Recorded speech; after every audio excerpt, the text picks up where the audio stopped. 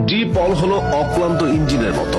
এই ইঞ্জিনের কারণে আর্জেন্টিনা ছুটছে দুরন্ত গতিতে। 1 থেকে 90 মিনিট পর্যন্ত ডি পল পুরো মাঠ চষে বেড়ান। ডিফেন্স, মিড, অ্যাটাক সবখানে তাকে দেখা যায়। তিনি খেলায় যেমন আছেন, হট্টগোলেও তেমন আছেন। সতীর্থদের রক্ষা করতে ডি পল সবার আগে ছুটে আসেন। আর্জেন্টিনার জার্সি গায়ে তিনি সবকিছু করতে রাজি। তাকে ছাড়া আর্জেন্টিনার মাসের কথা চিন্তাই করা যায় না। তার লং পাসগুলো প্রতিপক্ষের রক্ষণ চিরে বেরিয়ে যায়। ডি পলের সবচেয়ে বড় শক্তি হলো বল কন্ট্রোল। 3-4 জনের চাপেও তাকে বল হারাতে দেখা যায় না।